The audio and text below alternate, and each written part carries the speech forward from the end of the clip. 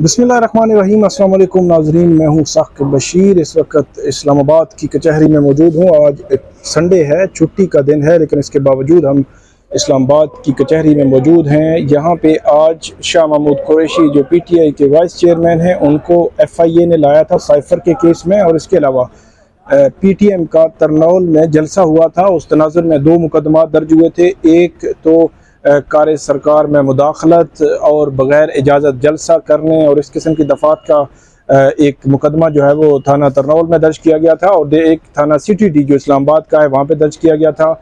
और इन दोनों मुकदमात में अली वज़ीर और एडवोकेट अली ईमान मज़ारी जो है उनको गिरफ़्तार किया था इस्लामाबाद की पुलिस ने। और ये गिरफ़्तारी जो हुई थी सुबह 3:15 बजे जो है वो ये गिरफ़्तारी हुई थी। और उसके बाद से लेकर सोशल मीडिया पर बहुत ज़्यादा इस पर बहस हो रही है। और आज अली वज़ीर और ईमान मज़ारी को भी पेश किया गया, शाह महमूद कुरैशी को भी पेश किया गया। जो ड्यूटी जज थे एहतशाम आलम, उन्होंने समाअत की। आज जो समाअत जो कमरा अदालत के बाहर और कमरा अदालत के अंदर के क्या मनाज़र थे, सबसे पहले हम बात कर लेते हैं शाह महमूद कुरैशी जिनको साइफ़र केस में गिरफ़्तार किया गया था। उनको आज लाया गया कमरा अदालत में। तो एक तो शाह महमूद कुरैशी पर जो इल्ज़ाम है कि उन्होंने जो गद्दारी के ज़ुमरे में जो आता है, इस किस्म की जो इल्ज़ामात है सीक्रेट एक्ट के तहत, ऑफिशियल सीक्रेट एक्ट के तहत जो मुकदमा जो है वो FIA ने दर्ज किया है, उस तनाज़ुर में जो उनकी गिरफ़्तारी हुई है, तो उसका एक तो उन्होंने जो इल्ज़ामात हैं उनकी सख्ती से तरदीद की है। लेकिन इसी के साथ आज हमने देखा कि जब जो ड्यूटी मजिस्ट्रेट हैं एहतशाम आलम, उनकी अदालत में जब सुबह से यहाँ पे जो सहाफ़ी हैं वो बड़ी तादाद में मौजूद थे, क्योंकि छुट्टी का दिन है यहाँ पे और तो कुछ कोई आता नहीं है छुट्टी के दिन।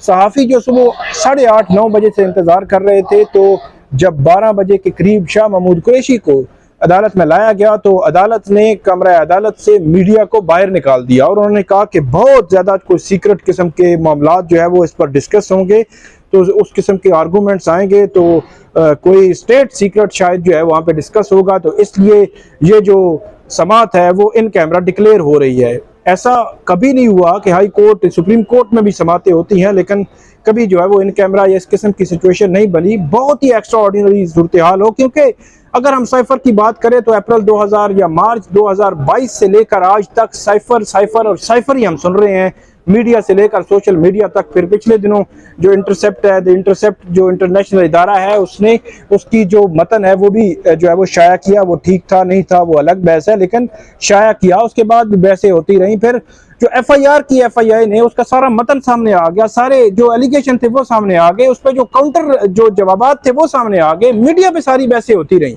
आज लेकिन अदालत ने ये मुनासिब समझा कि मीडिया को जो है वो इससे दूर रखा जाए।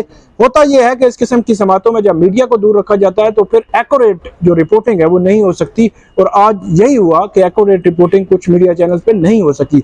जो इस किस्म की जो गैर ज़रूरी पाबंदियां हैं वो मीडिया पर नहीं लगनी चाहिए। बहरहाल जो शाह महमूद कुरैशी हैं, उनके वकील हैं, FIA अंदर थी, उन्होंने दलाइल दिए। फिर जज साहब ने काफ़ी देर के बाद जज साहब ने उस पर दलाइल पे जवाब जो फैसला जारी किया और 1 रोज़ा फिजी का रिमांड दिया, और ये कहा कि कल स्पेशल कोर्ट जो इस्लामाबाद के जुडिशल कम्प्लेक्स में स्पेशल कोर्ट है वहाँ पे शाह महमूद कुरैशी को पेश करे FIA। उसके बाद बारी आई कि अली वज़ीर जो और ईमान मज़ारी के केस की, तो ईमान मज़ारी को लाना था थाना पुलिस वेमेन पुलिस स्टेशन से यहाँ पे लाया जाना था, और अली वज़ीर को भी यहाँ लाया गया।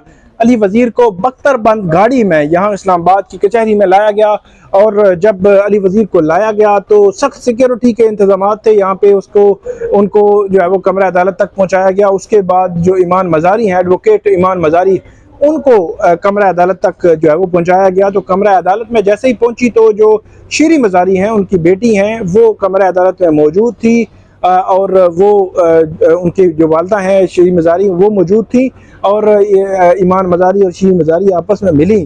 तो सबसे जो अहम पहलू ये था कि ईमान मज़ारी शीरी मज़ारी को और शीरी मज़ारी ईमान मज़ारी को, माँ बेटी जो है एक दूसरे को दलासे और तसलियाँ जो है वो दे रही थी। ईमान मज़ारी की अगर बात की जाए तो गिरफ़्तारी के बाद पहली दफ़ा मंजर आम पर आने के सिनेरियो की अगर मैं बात करूँ तो बज़ाहिर जो है वो कोई प्रेशर जो है वो महसूस नहीं हो रहा था, बल्कि हंस से मुस्कुराते वो कमरे अदालत में आई, और उसके बाद वहाँ पे आर्गूमेंट्स भी हुए। उनके जो वकला थे, ज़ैनब जंजुआ और जो दीगर जो वकला की टीम थी वो भी सुबह से यहाँ पे मौजूद थी, तो वो भी काफ़ी जो है वो एग्रेसिव जज्बाती अंदाज था, क्योंकि उनके कोलीग हैं, तो उनको बड़ी जो है वो अजीब तरीके से गिरफ्तारी हुई थी। रात 3:30 बजे पुलिस ने जो है वो वहाँ पे एक कमांडो एक्शन टाइप किया था और वहाँ से चीज़ें भी उठा के ले गए और उसके बाद ये मामला हुआ था।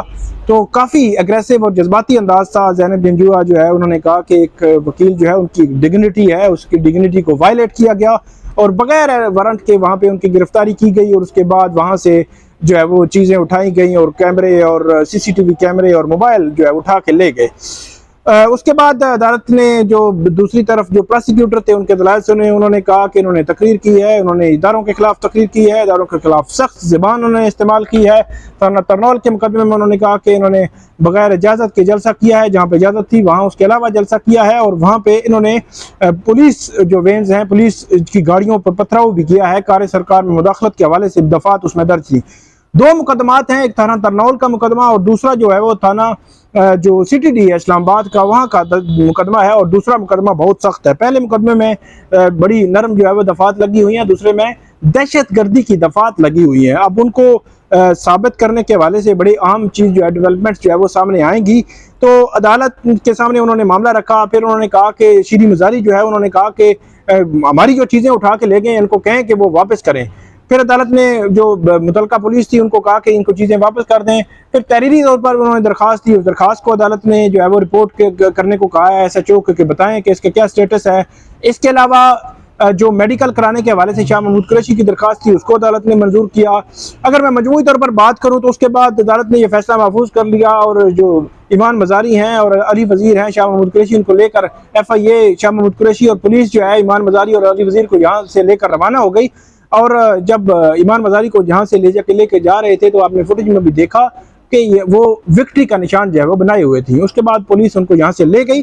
अदालत ने जो एहतशाम आलम साहब हैं उन्होंने आखिरकार जो है वो बहुत इंतजार के बाद महफूज किया हुआ फैसला जो है वो सामने लाया और उन्होंने ये कहा कि ईमान मजारी जो है थाना तरनौल के मुकदमे में तो उनको जो है वो जुडिशल कर दिया गया, मतलब जेल में 14 दिन के बाद उनको लाया जाए। अब यह है कि उस केस में उनकी जमानत की दरख्वास्त दायर हो सकेगी। और दूसरा जो मुकदमा है जो CTD थाने का, उस मुकदमे में क्योंकि 7-8 ये लगी हुई है तो अदालत ने ये कहा है कि कल तक ईमान मजारी को जो विमेन थाना है यहाँ के इस्लामाबाद का, वहाँ पे उनको हिरासत में रखा जाए और कल उनका फिजिकल रिमांड देने या ना देने के हवाले से कल इस्लामाबाद की इंसदाद दहशतगर्दी अदालत फैसला करेगी।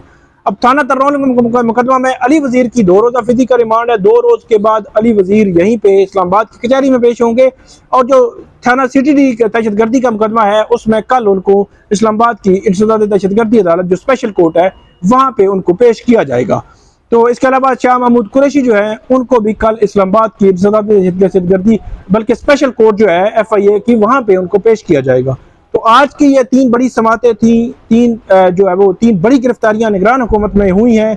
बहुत अहम डेवलपमेंट्स हैं और इस हवाले से जो भी अपडेट्स होगी कल भी हम आपको अपडेट करेंगे। तब तक आप हमें फीडबैक जरूर दीजिएगा। अल्लाह हाफिज़।